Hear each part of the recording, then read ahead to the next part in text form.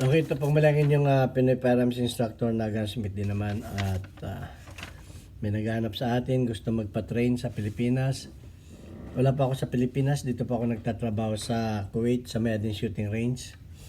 20 years na po ako nagtatrabaho dito kaya hindi po ninyo makuha ang aking serbisyo.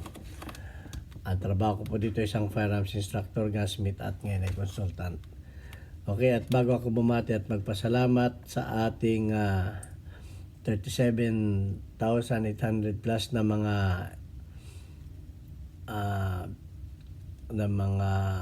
member ng ating YouTube, mga subscribers, ay gusto ko lang munang basahin ang katanungan ni Alvin Alvarez. Ang sabi niya, "Sir, bakit nahulog ang slide stop ng Colt ko?" Okay, 1911 to. So, nagawan ko na ito ng videos, pero yung iba naman ayaw naman panoorin yung mga videos natin ng pero sasagutin ko na rin. At bago natin sagutin yan ay gusto ko lang munang magpasalamat sa ating mga 37,800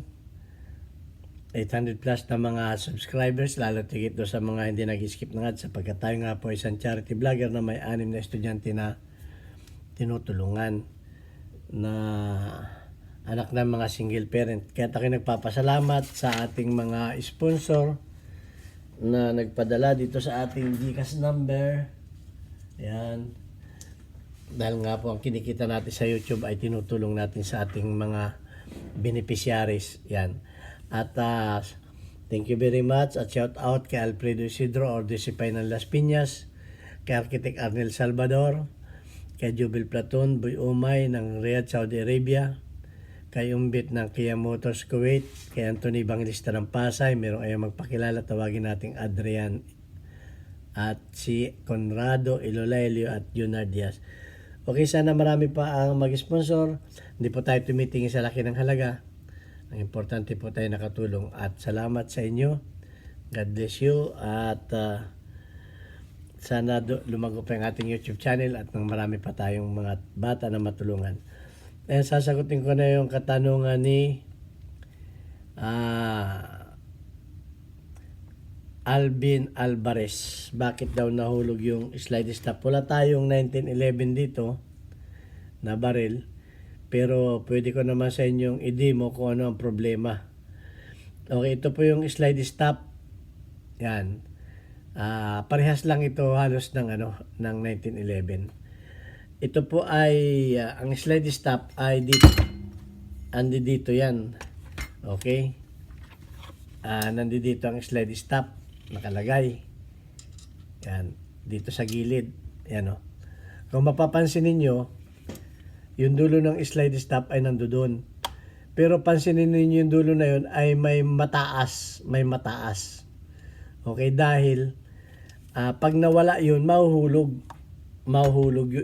ito, matatanggal dahil nga wala na siyang parang stopper dito. Parang may kanal sa gitna tapos mataas ito para hindi siya umatras kasi dito yan dumadaan dito. Dito dumadaan yan. Yan o. Dito dumadaan yan. Hindi yan mahuhulog kasi nga gawa nitong kuntil na to. Pakita ko sa inyo. Yun. Kita ninyo mataas ito. Yun. At matatanggal lamang yan pagka nakatapat dito sa ganito. Kaya yung mga 1911, itatapat mo yun. Itatapat mo yan dito. Yan o. Itatapat mo yan dito. Itatapat mo ito dito. Kaya makikita mo yan dyan, masisilip mo sa side na yun ang doon siya dadaan. Pero kung sa ibang parte ay hindi siya matatanggal. Dahil nga siya ay nakasaklang siyang ganun, nakaganon siya. Yung may harang dito. Hindi mo siya matatanggal. Ito nga yung parang kuntil dito. Yan o. Itong kuntil na to. Yan. Yun yung nakaharang. Para yan ay matanggal mo, ay itatapat mo sa timing nito. Ayan o. Sa mga 1911 may ganyan din eh. Okay. So yun lang ang problema mo. Baka ito ay napudpud na, nagasgas na. Eh siyempre wala nang harang yan. Lalabas na yan. Ito ang nakaharang dyan eh. Ito. Yun lang. Lalagyan mo lang ng ganun. Pwede mong paispatan ng konti. Saka mo siya ikorte uli ng kikil na maliit. Okay, ito. Ang isa pa, ang 1911 ay meron ditong plunger sa gilid. Yung nandito. Yung nandito na plunger. Okay, tingnan mo yon kasi yun ay may spring na maliit na parang spring ng lighter. At meron siyang plunger na nakatutok dito sa safety. At yung kabilang dulo naman ay nakatutok naman dito. Okay, yun din ang isa sa yun din ang isa sa permit na para hindi ito gumalaw, para hindi gumanong ganun. May nakatutok yan dito na plunger. Nakatutok na plunger na ganyan. Yun nasa gilid ng slide. Ganun. Ngayon, pag walang laman yun, halimbawa, umistak na yung spring nun, o di kaya wala na yung spring, kasi kuminsan yun, pag madumi na, hindi na tumutulak yung spring na yun. Hindi na tumutulak. So, nakatulak dito yun para ito ay hindi gumanon. So, yun ang isa pang nagko-control dito. Maliban dito sa na to. Itong nasa loob na to. So, dalawa ang titingnan mo. Yung plunger niya, baka nawala na yung plunger o hindi na, sundutin mo yung plunger kung nandoon pa. At saka kung lumalaro ba. pag sinundot mo ay gumaganon pa. So ayun lang, dalawang bagay lang ang titingnan mo doon. It's either na yung plunger, nakalagay dito yun, sa gilid dito, yung isang dulo nakatutok dito. Yan, nakatutok dito yung isang dulo. Okay, may tube yun, nakapasok sa tube yun. Nakatutok dito at yung kabila naman ay nakatutok sa slide stop. So dalawang function ng sa slide stop at saka sa dito sa thumb safety. So ayun lang ang problema mo.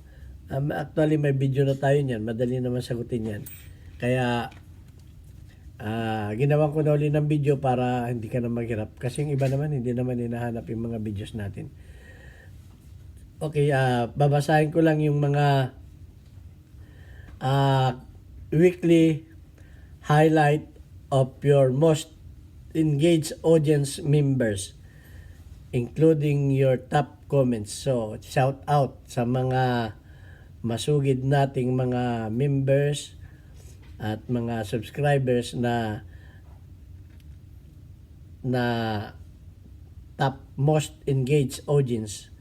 Nanguna sa atin ang ating lady mechanic, si Miss Chinchin Gutierrez, 100 plus. Hindi nawawala si Boots. Okay. Si Brian Boots Pido. Okay, 30. Si Unique Ohiho. Yan, top rin natin yan, engaged audience. Shout out sa iyo, Unique Ohiho. 100 plus. Si Wolf Villarama, isa lang. At si Alfredo Isidro Ordosipay ng Las Piñas. Ayan yung ating mga most engaged audience members. Ayan. Si Alfredo Isidro, Unique Ohiho, 100. Si Alfredo Isidro, 100 si Unique Ohiho. Si Lady Mechanic, Chinchin Gutierrez, 100 din. At si Brian Butspido.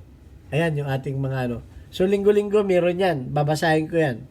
So, yan ang mga isa-shoutout natin. Yung ating mga top audience members. Okay, yung mga nagko-comment, magagandang comment. At laging nakapresent sa ating mga videos.